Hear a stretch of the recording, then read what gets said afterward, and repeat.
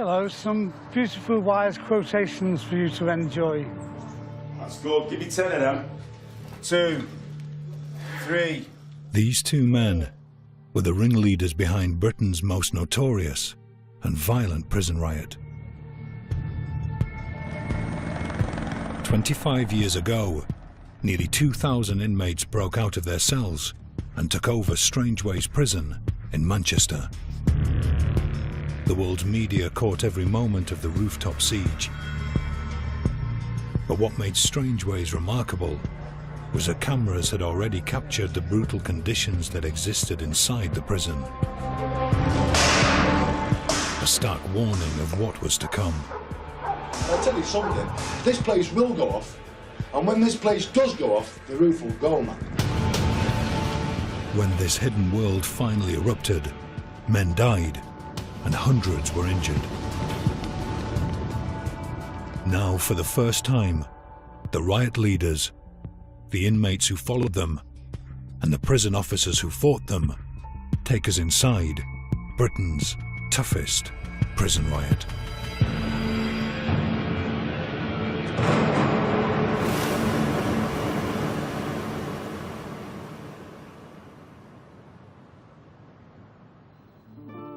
Strangeways Prison, Manchester. And so into a barred and unnatural world of 900 male prisoners and 140 male officers. A world without money, or women, or liberty.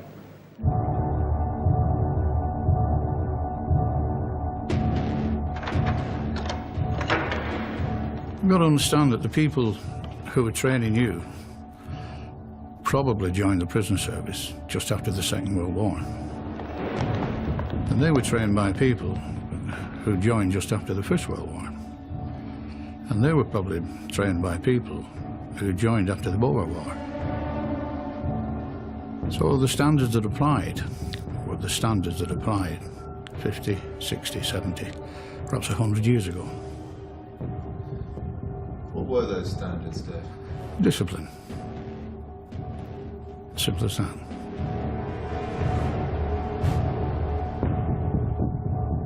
My job was the same as any other officer, especially young ones. Keep your mouth shut, listen, watch, and learn. Prison officers had to be there 7 o'clock in the morning, not 1 minute past 7. If you didn't appear properly dressed, then you could be disciplined. It had a reputation, along with Wandsworth, as sort of being the last bastions of discipline in the service.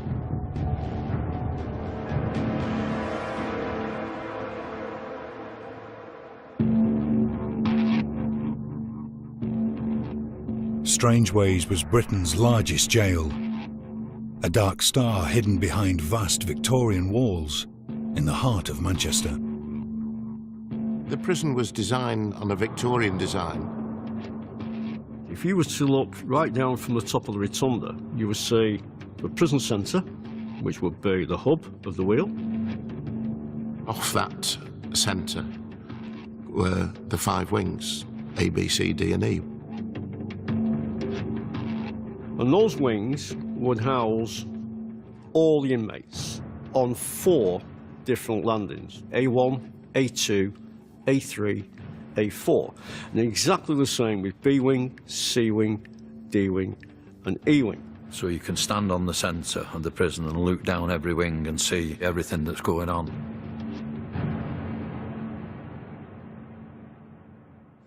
When you get up these stairs, I want you to stand around the iron grid and wait there. This is life in a local prison, as it actually happens today.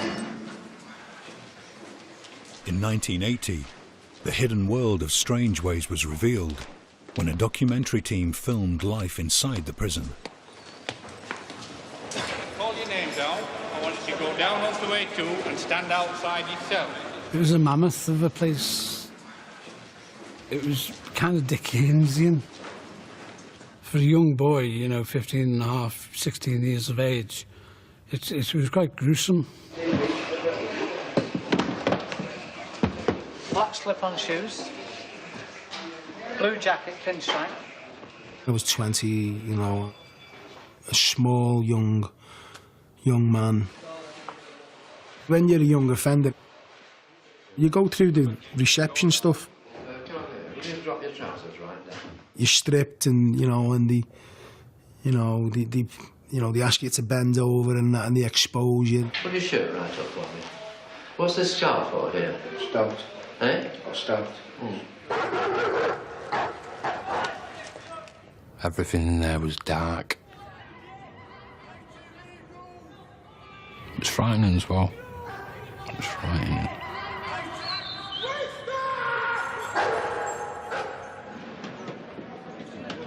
It was known to the locals as the Big House. We are the only hotel in Manchester that is always a 100% full.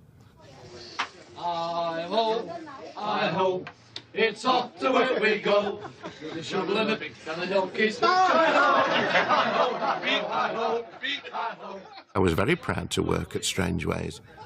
There's no tighter bunch than those people who work in an institution, and I found that to be very satisfying. Joyful and triumphant, oh come ye to bed. But Strange Ways was struggling to cope with the rising tide of prisoners coming through the gates. Built for 900 men, Strange Ways now housed 1,500. Undoubtedly, the pressures and tensions of imprisonment are increased when 2 or 3 men share this living space, a cell devised in the Victorian age for one man. We had a previous governor who once labelled it as a human warehouse. He's right, really. It was a human warehouse. 3 inmates had to share the toilet facilities in a cell, which was a chamber pot. Like a plastic bucket, right, with a lid on, if you're lucky, where you shit and you piss, and it's in your cell with you. It wasn't very nice if you're wanting to defecate, and your cellmate's, in the cell, and he has to experience the stench of that. Seems absolutely barbaric, but in those days that was normal, and you just accepted it and got on with it as a way of life. Prisoners were allowed just 1 hour's exercise a day. For the other 23 hours, the men were routinely locked back in their cells. Tension, anger, frustration. The added problem of overcrowding rising to alarming proportions has also increased the threat of insurrection. This is a Victorian prison in 1990 that's still acting and treating people like it's Victorian times.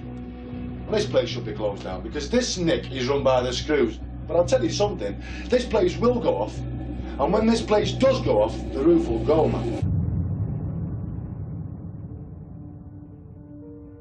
Into this powder keg stepped an idealistic young governor, Brendan O'Friel. He had a reputation as a moderniser. The big issues were we had far too many prisoners and not enough cells, things for them to do. It makes people very depressed, very morose. It makes them very angry. Brendan O'Friel was a remarkable man. A man of deep convictions, of real spiritual experience, and a man who cared.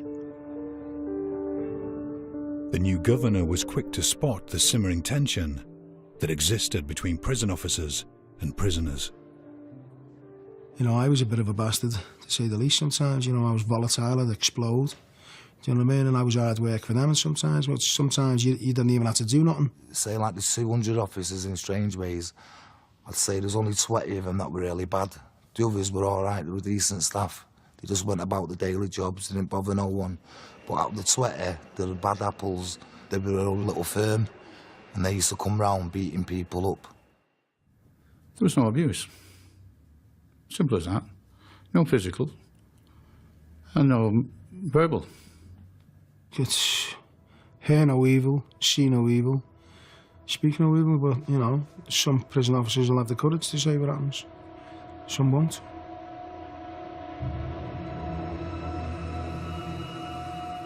prisoners on occasions can be extremely difficult, extremely objectionable, and staff are rightly, on occasions, very cautious about prisoners and sometimes get very cross about them. But O'Friel also discovered a culture amongst some prison officers that had no place in his prison. We had a club, a prison officers' club, immediately outside the gate, which regrettably served alcohol at lunchtime. It meant that in the afternoon there was the danger that some staff would return to duty having been drinking. And this would have two effects. One is it would probably affect their judgment a bit, and certainly it would aggravate prisoners. Well, yeah, I used to use my fists at times, but when that wasn't working, because we used to have their batons and stuff like that, we used to have a piss pot, so we used to throw that over them, full of piss and shit. And the new governor noticed that there were some prison officers who were openly racist. Some of the staff were wearing on their ties a little symbol that was regarded as racist. Some of them used to have badges with, like, you know, the gollywog off the jam jar on it and things like that, and, you know, it was just like, what is this place? I instructed that all those symbols be removed. That sort of behaviour would not be tolerated. All of the prison officers were male, a situation O'Friel soon remedied.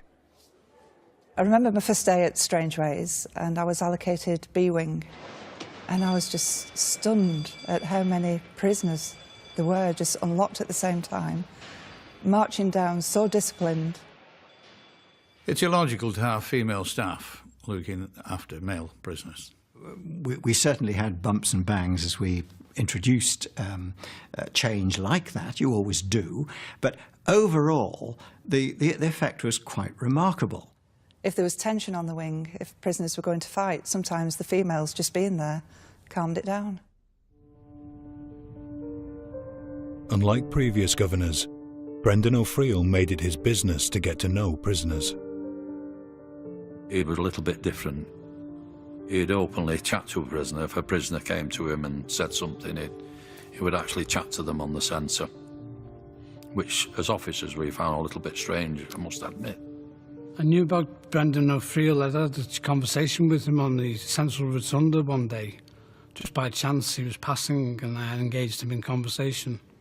I was trying to persuade Paul that there were opportunities for him to go to work, because he was a sentence prisoner, and I was trying to get all the sentence prisoners in the main prison doing some sort of activity for at least half a day.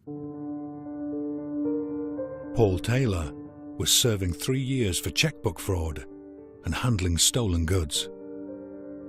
I grew up in Birkenhead until the age of 7.5, and my mother had a breakdown, and from the age of 7.5 I was in care homes. He'd been in and out of prison since the age of 15. Now nearing the end of his sentence, Brendan O'Friel was keen to prepare Taylor for life outside.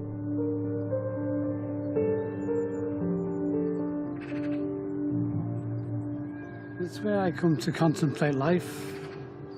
The rocks in Birkenhead Park. I liked schooling, you know, the power of the written word.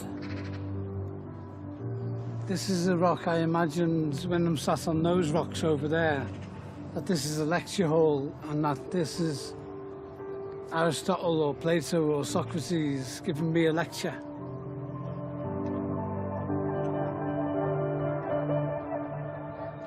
Welcome to Strangeways, first of all. The governor of Strangeways today admitted he'd initially been daunted by the arrival of prison inspectors, but his fears were largely unfounded. O'Friel's approach began to pay off. Strangeways got a good report from the Chief Inspector of Prisons. When it came out, I was extremely pleased because he did the two things I wanted. First of all, he praised what we had done so far, but he also pointed out we had a very long way to go and we were in serious need of major capital investment.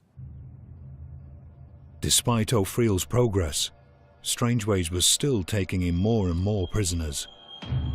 In February 1990, Alan Lord, a convicted murderer with a fearsome reputation in the prison system, arrived at the jail. Alan Lord was a life sentence prisoner, and as a life sentence prisoner you always treated these people warily because they were in for a capital offence. Lord had been moved from prison to prison. I knew him because of his history. A violent prisoner, bodybuilder, potential to be very dangerous. Lord knew Strangeways.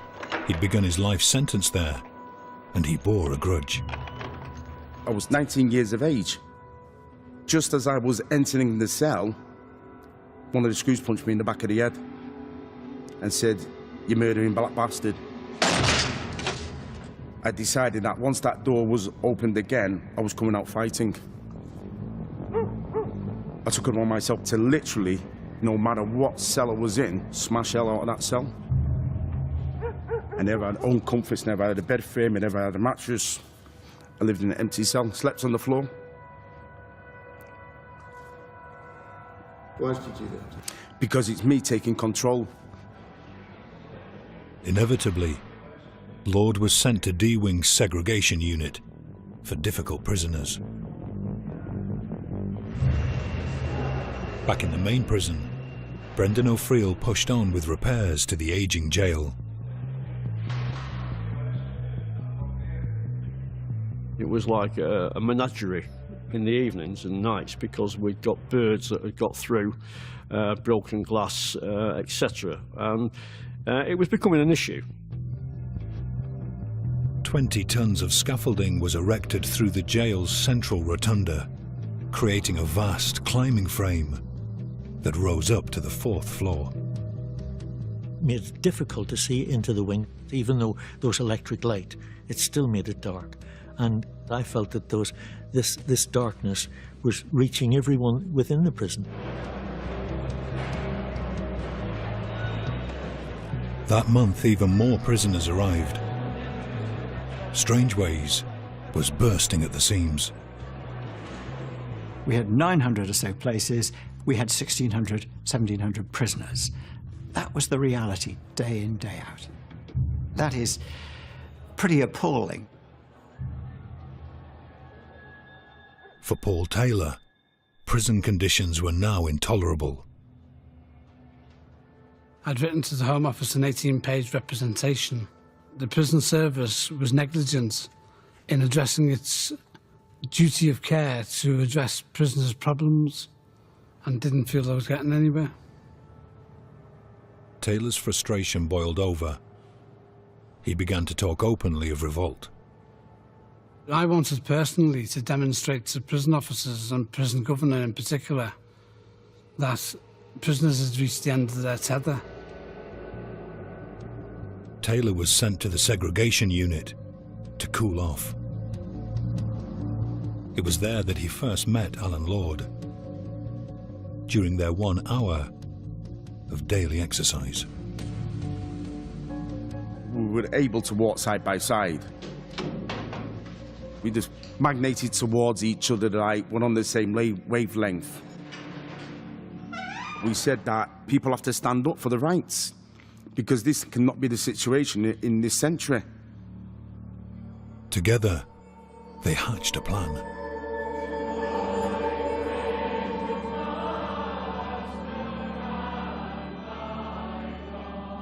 And I said that a 24-hour protest in the chapel would be great if everybody stuck together. The chapel was the one place in Strangeways where large numbers of prisoners were allowed to gather. I was going to make a statement on the stage, and if prison officers came in force to try and break it up, we might retaliate.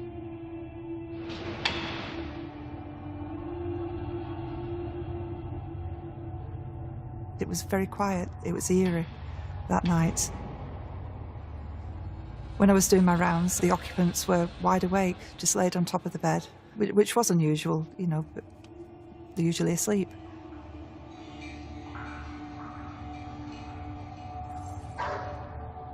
Through the windows, prisoners were talking about what they was going to do the next day, and we was going to go to the chapel and have a peaceful protest.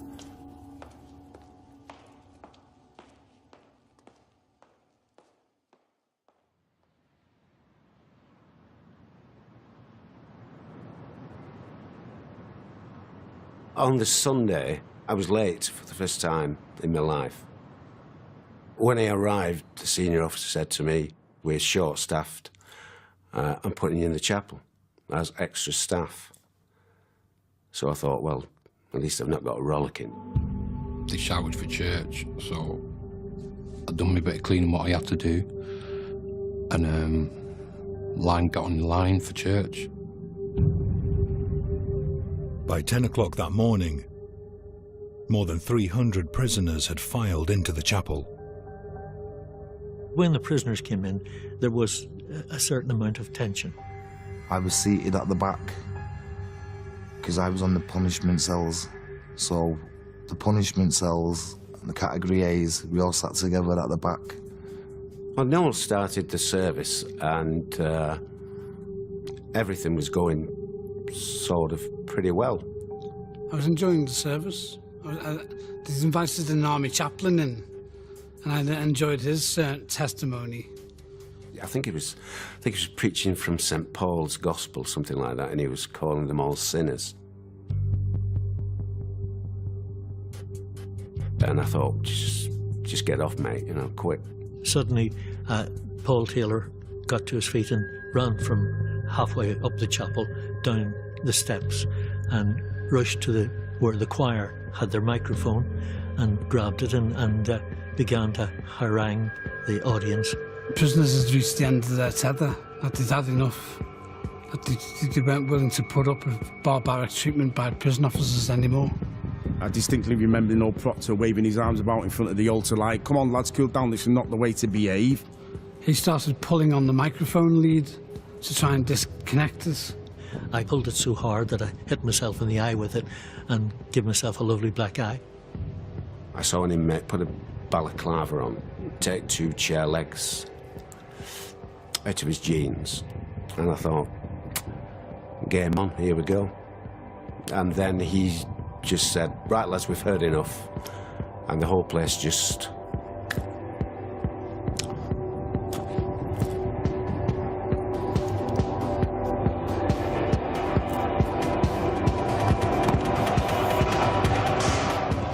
Everyone just started going mad.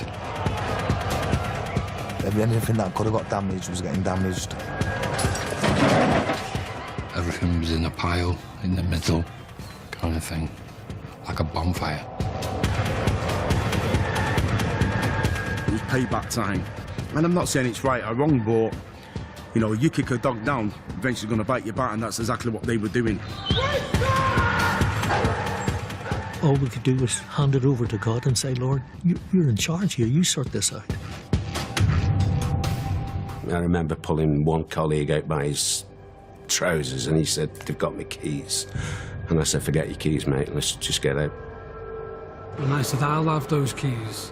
And we opened the back of the chapel doors, and we flooded out onto the landings, and prison officers weren't up for the fight.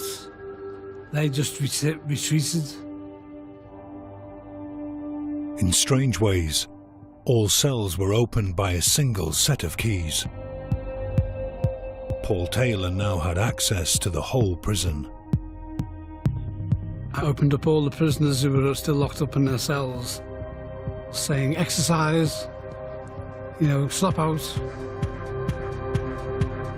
My intention now was go to the rotunda where there was construction going on with the scaffolding from the ground floor up into the top of the roof, which was 80 feet, and my intention was to get on the roof. So I managed to scale across to the end, and eventually when I got to the end, I stood up.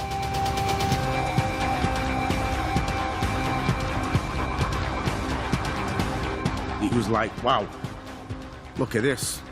Look how vast it is. Oh, it was beautiful. It's a beautiful place, Manchester. You know, so happy to see the Arndale, the CIS building. This was like me now being released. I thought, I'm on the roof here. I feel safe. I happened to see the bell. So instinctively I went, I'm getting the bell down. I smashed the hell out of it, put a load of dints in it. And when I've had any fun with that bell, I threw it off the roof, so there's your bell back. And I remember shouting down, who's got your prison now? I've got your prison. News is coming in of a major disturbance at Strangeways Jail in Manchester.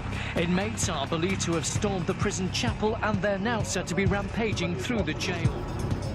Within a matter of minutes of the prisoners reaching the roof, the riot had become a national event. I rushed up to the gate and discovered I couldn't get in because of these hails of slates that were coming off the roof. They were throwing tiles, just like frisbees. They were throwing them at staff, they were throwing them all over the place. There was a few staff who were quite badly injured. Remember, one staff got a piece of slate through his jaw. There was chaos going on because prisoners were just frantically letting off steam.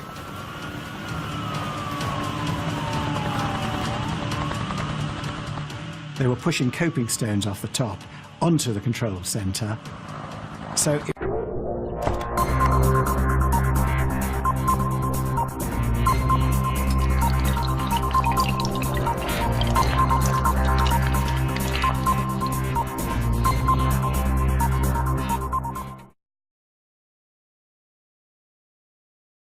it was a bit hairy. But the cameras couldn't see what was happening inside the prison. Housed on E and C wings were inmates charged or convicted of sex offences. Rioters ripped doors off their hinges to get to the men. People were saying these are nonsense, these are sex offenders, you know what I mean? And they were just beating them. And they'd have them in, like, there was a cupboard that was like a freezer. And they'd have them in there, and they'd have them locked in there, and they were bringing them out one at a time. I'd seen a few of them hit with iron bars.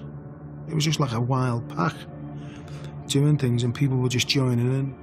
I wanted to locate a particular prisoner who'd come in that week for attacking a 6-year-old girl, attempted rape of a 6-year-old girl. And we went up onto that landing, and we found the cell that he was in.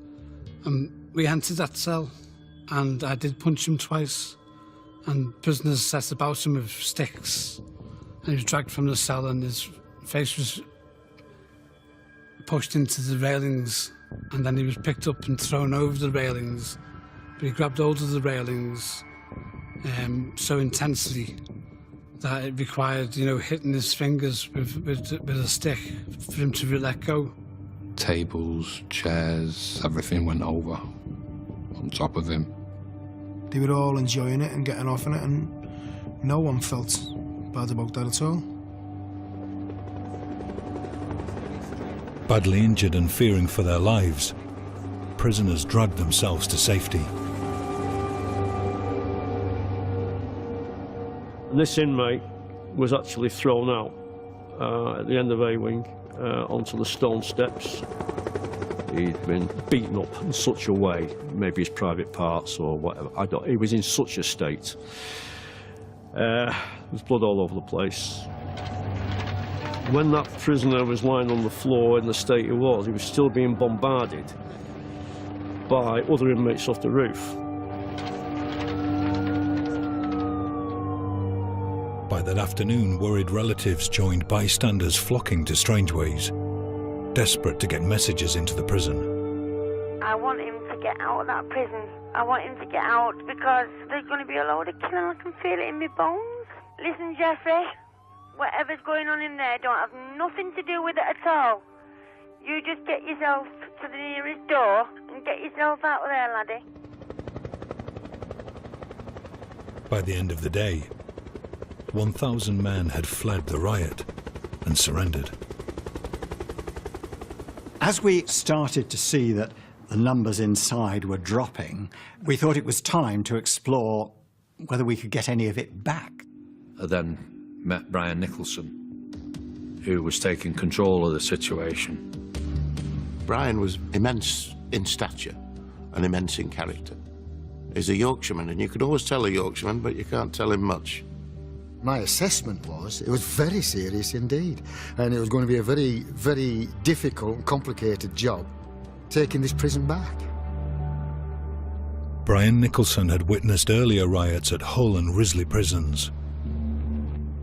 Before he could mount an assault on Strangeways, he needed to know just what resistance he was likely to face.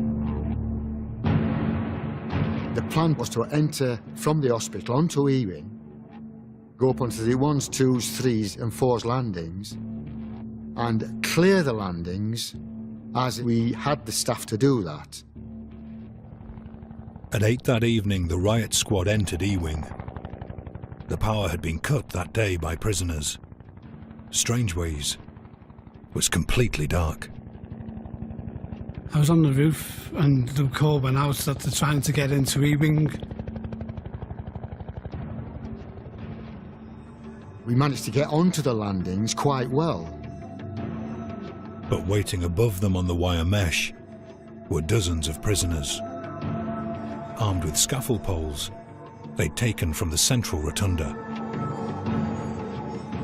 Then all of a sudden, it just broke loose, yeah?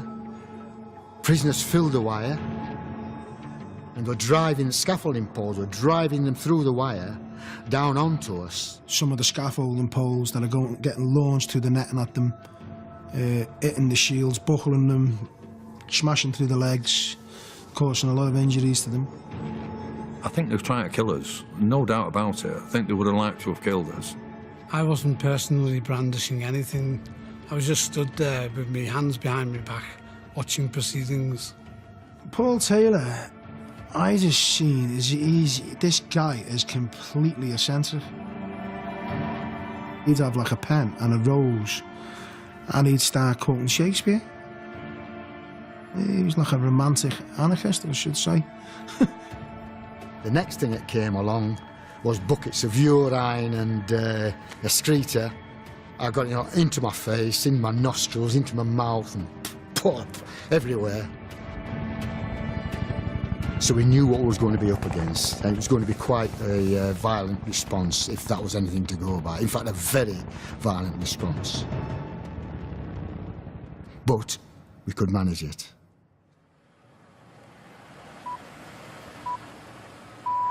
After more than 20 hours of disturbances at Strangeways Jail in Manchester, up to 250 inmates are still on the loose in 5 of the 10 wings. The second day, I thought I was dreaming. I thought I was dreaming all this. And when I opened one eye, it wasn't a dream. It was real life. It's known that more than 50 people were injured yesterday, but reports of up to 12 deaths are still being described as speculation by the Home Office. I was taken aback by that because I thought, that's wrong. That's wrong. We checked to see if anybody had been hanged or anybody had been killed. So we put a banner up on the roof saying, you know, no dead. But the rumours of dead inmates persisted, and the world was watching. The pressure grew on Brendan O'Friel to act.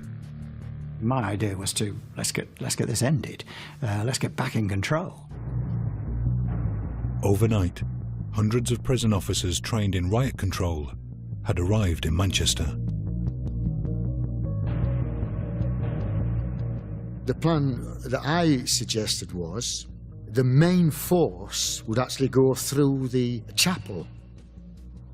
As a diversion, other units would go along Ewing, take the landings, which we could do quite easily. The helicopter was going to sweep the roof, forcing the inmates to lie flat. Next phase would be to get from the landings onto the wire. The prison officers were then going to go up through the roof space internally, retake the roof. We're still very uncertain about all sorts of things, but nonetheless, Prison Services let me have 400 staff, all kitted up. Well, unless they're going to just stand there and do nothing, what are they there for?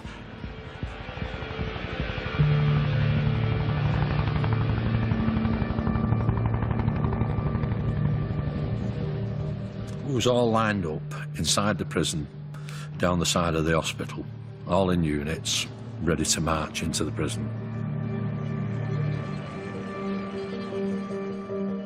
At 2 o'clock, O'Friel got a call from Brian Eames, deputy head of the prison service.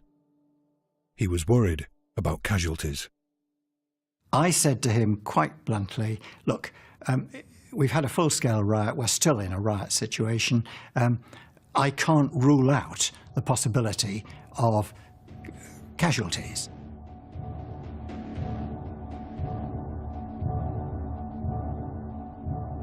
I was on the roof and I saw a mass of prison officers coming through the gatehouse into the E-wing section. Some people got prepared with big, huge buckets of scaffolding clips.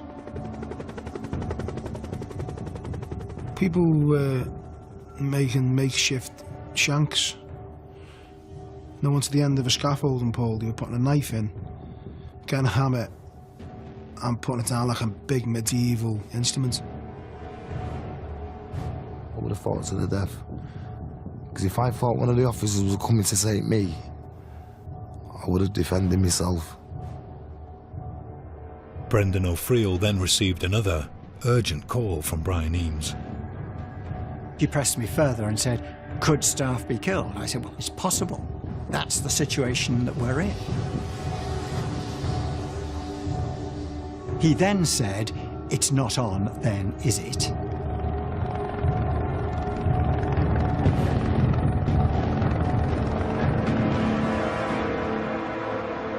What? You must withdraw. The governor and all of us were absolutely deflated. We could not believe that order. Yeah, well, I was certainly thrown by it. I think the expression that several people used was poleaxed. But you know, you just had to carry on. Well, morale dropped through the floor. You see, the prison had been taken over, and it didn't belong to them, it belongs to us. Everyone was elated. Everyone was chanting. You know, it was like everyone was laughing at them. I remember a speaker getting brought up on the roof, a big speaker out of the church. There was a song on at the chart at the time, Snap, I've Got the Power, you know what I mean? And people were playing it full blast. It was like a party within the prison.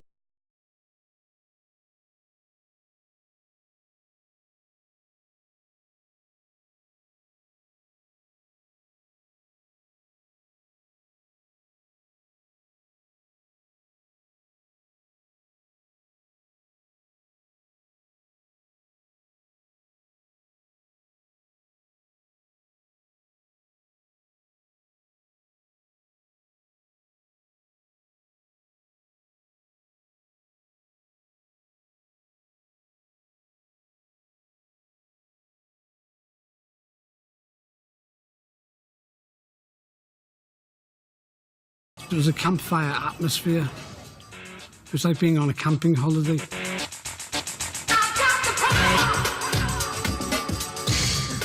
It's a complete release of all the stresses and worries and anxieties that you're actually feeling safe amongst this big crazy storm.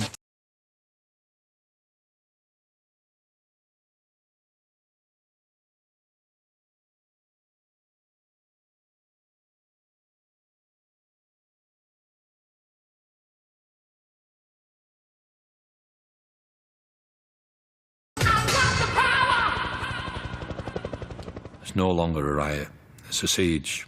Dawn this morning, and the powerful beam of the police helicopter overhead picks out prisoners on the rooftop With the world's media now camped outside the walls of Strangeways, Paul Taylor and Alan Lord were centre stage. You couldn't be too lax about it, you couldn't be too jovial about it, because then the whole incident becomes trivial and nonsensical. And that's what it wasn't about now. This was a golden opportunity to actually put under the microscope the prison system. This prisoner claims he started the protest, but says we didn't want a riot. At no time did anyone have any willful intention in respect of the very fact a riot situation developed. I just wanted the public to know that prisoners' treatment at the hands of the prison service was immoral.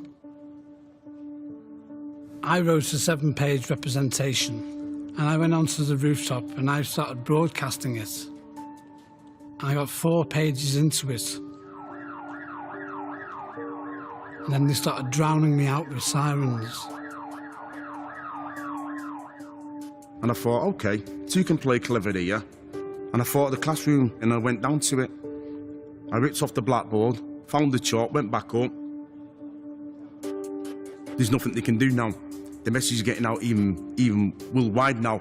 It's not about that now. It's about pen on paper, but chalk on blackboard.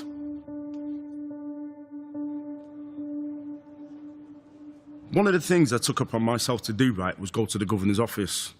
And I found 2 books in that office, and one was the Stoppage of Letters book. The book detailed letters that had been stopped by the prison's censor department. And what it was, young prisoners getting a beating, a slap round the head off a screw, so he's complaining to his family.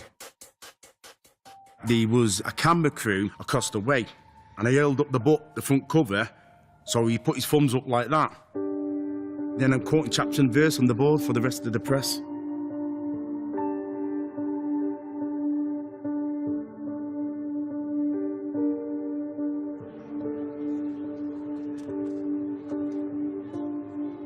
Lord and Taylor's grievances were now being heard far beyond the prison walls. This isn't a case of prisoners going on the rampage and destroying their own property. It's a case of prisoners going on the rampage and attacking fellow prisoners.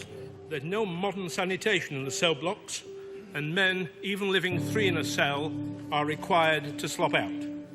If we treat men like animals, we ought not to be surprised that they behave like animals.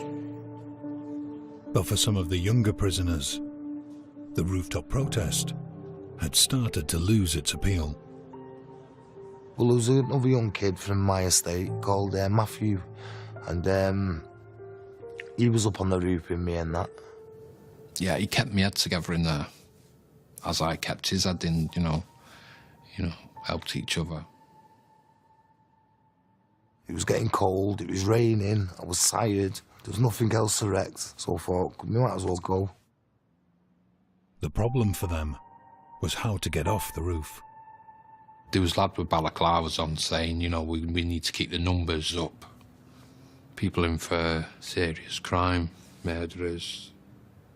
I wasn't about to argue with someone in a balaclava. I was scared, We had a lot of young prisoners we felt were at risk with the older prisoners of abuse. We needed to try and get them down. Prison officer Pete Hancocks was also a trained negotiator. He contacted Alan Lord and asked to meet him, away from the cameras. It was decided that somebody has to go down, people have to go down to negotiate. I said, you can negotiate with them, Alan, because I'm not negotiating with the prison service. They don't listen to reason at the best of times, and I'm not going to waste my energy. I dropped down from the wire mesh onto that landing bridge, and you could cut the atmosphere with a knife. Is this the moment they're going to snatch me? Alan Lord was led to a negotiating room, where he met with Pete Hancocks. It was very brief, it didn't last more than 5 minutes, but the main thrust of the argument is, what's it about? It's about conditions. But their main concern was about the YPs, the young prisoners. Look, you've got a lot of young lads up here, youngsters of 16 or 17. Do you want to be held responsible for what might happen to them? Lord agreed. He'd tell the younger prisoners it was safe to leave. Well, as we were walking him back, there was a lot of hard feelings from our staff saying, you've just taken somebody off there, you're taking him back up again. We had to build trust, not just with Alan Lord, but with the other inmates. I just stood in the middle of the rotunda and I shouted at the top of my voice, and it went quiet relatively, and I just said, anybody who wants to leave can leave. Nobody's forced to stay in this incident now. Within hours, several young inmates made their way off the roof. I didn't go round telling everyone goodbye, goodbye. I just got off. Me and Matthew went down. So as I was climbing over, he went, wait for me. And then we both surrendered that Friday evening. Fewer than 25 prisoners are left on the loose tonight in the ruins of Strangeways Jail.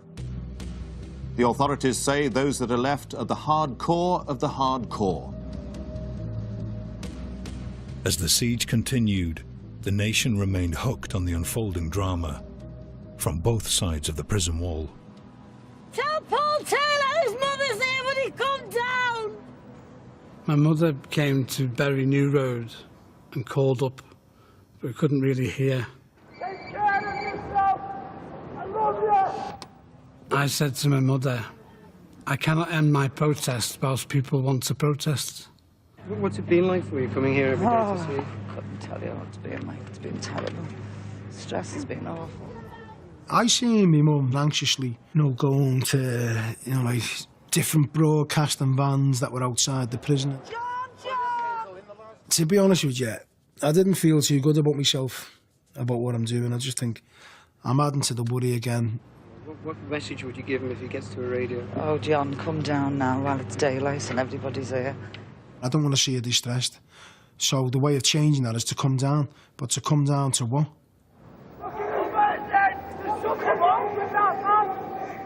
Some screws were just openly in all the riot gear just saying to us that when you come out of here, you're fucking dead.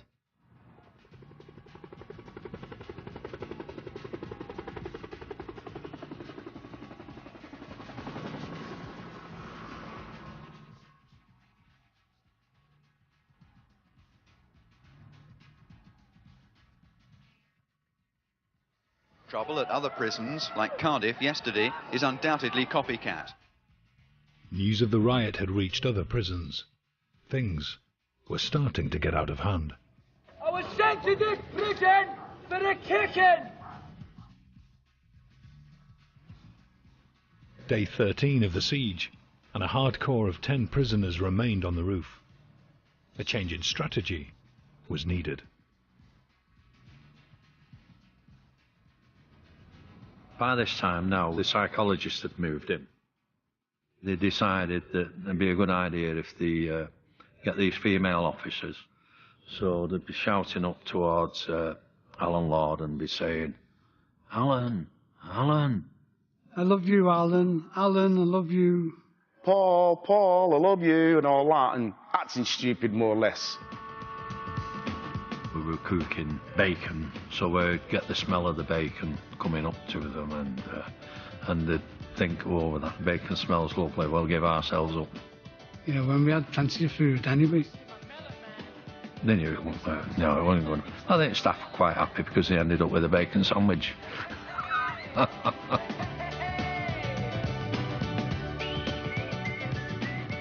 The siege was now 3 weeks old, the longest in Britain's penal history.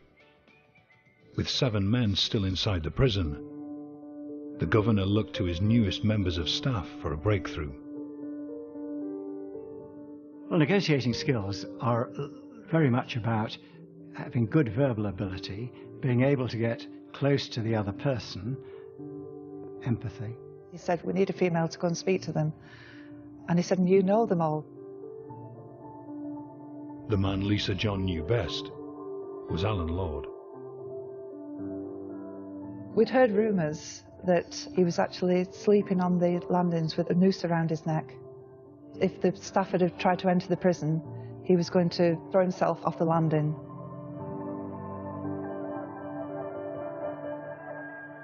Lord was the linchpin to regaining the prison. Brendan O'Friel ordered a squad to recapture him. So we're waiting in the cell now, 4 of us. All this riot gear on, with shields and everything. And there was actually sunbathing on the roof. John called down, he said, Lisa Jones wants to see you at Ewing, I'll talk to you. I'll never forget his words as I was making my way down towards Ewing. He said, just be careful, lad. I said, oh, I'll be all right, don't worry.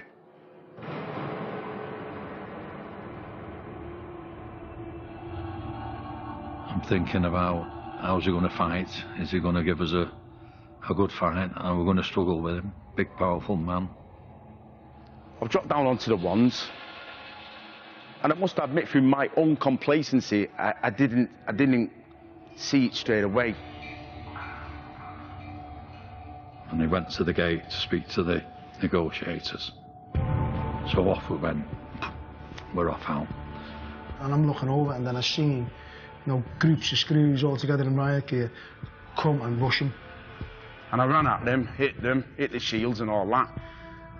Within seconds, they got hold of me, wrapped me up, and... That was his moment of glory, gone now. I just got up to the roof dead quick and let the lads know.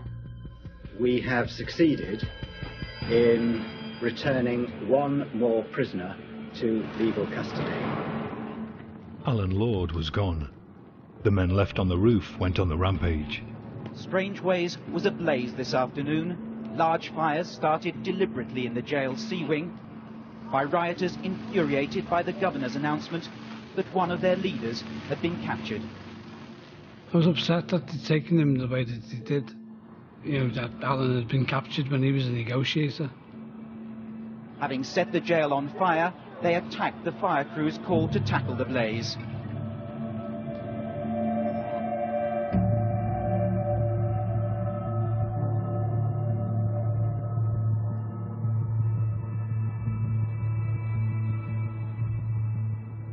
Early this evening, a prison van left Strangeways, carrying Lord to another prison in the north of England.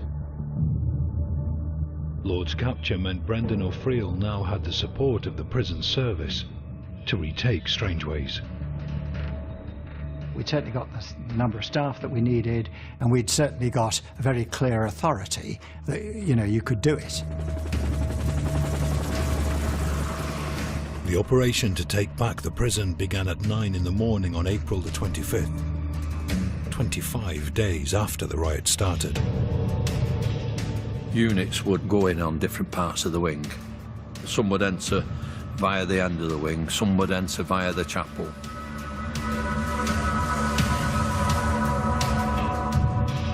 "23 minutes later, the riot teams had reached the prison roof. They just come along every wing, all angles, and they burst through the roof. We broke the roof out, we're chest high. What are you going to do now?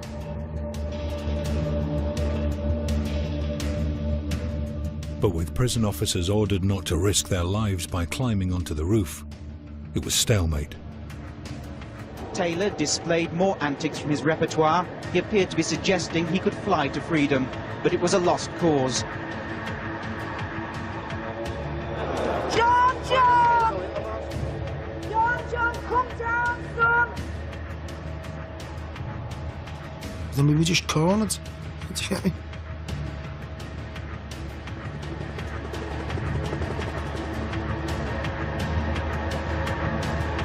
Major spectator event. Apart from anything else, there are literally hundreds of people gathered around the prison wall watching this remarkable event unfold.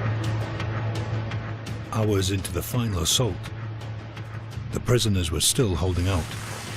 Taylor was still trying to mock the authorities, despite almost being knocked off the roof by a jet of water. Finally, at 6 that evening, the men made a decision. Back quickly now to Strangeways Jail in Manchester, live, where the siege is ending as we speak. There was no surrender. We just actively responded to our family's wishes. Taylor agreed to come down, but only in full view of the television cameras. And there they are, into the bucket. As soon as I put my foot on that cherry picker, I just felt terror. And I just knew that there was going to be a huge price to pay, possibly for the rest of my life. And the 5 of them climbed in, and they were giving gestures to the press as if they were absolute bloody heroes. One of them, he was saying, "Get that mask off that Scouse bastard. Let's see his face," you know what I mean?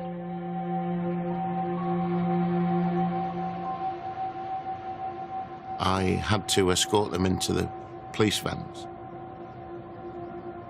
I was still really angry, and something in me wanted to punch them in the face, but you can't do that. Prison staff described the destruction as phenomenal. These pictures show they were not exaggerating. It was sheer vandalism. It was, in my view, and I stand by that, an explosion of evil. It was as if our whole professional world had been taken away. I stood in the hub of the prison, looked around. Not just me, but 2 or 3 other staff were there. And we were in tears.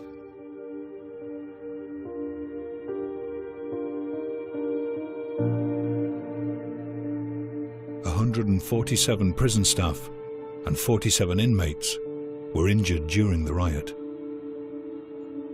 One of the prisoners, badly beaten by other inmates, died of a heart attack 2 days after he was rescued. A prison officer who was taken ill during the riots subsequently died in hospital. 3, 2, 1, go! For his role in the riot, Alan Lord had a further 10 years added to his sentence. After 32 years in prison, he successfully applied for a government grant and now runs his own gym just a few miles from Strangeways. Despite the fact that they say that we rehabilitate you, that's a load of rubbish. You rehabilitate yourself as a human being. There's only one person going to change, and that's yourself. Paul Taylor was also sentenced to a further 10 years in jail. He now helps his father run a taxi service in Birkenhead. These are pages of quotations that I give out to people in my home area. What's your favourite quotation? Friendship is the one thing concerning the usefulness of which the whole of mankind is agreed. By George Catlett Marshall. My family suffered. I suffered. From that point of view, it wasn't worth it. But I'm willing to sacrifice that, part of my life to know that I've helped change the prison system.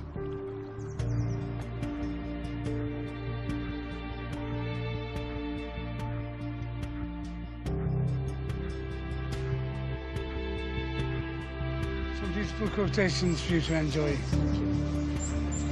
And there you go. You're welcome.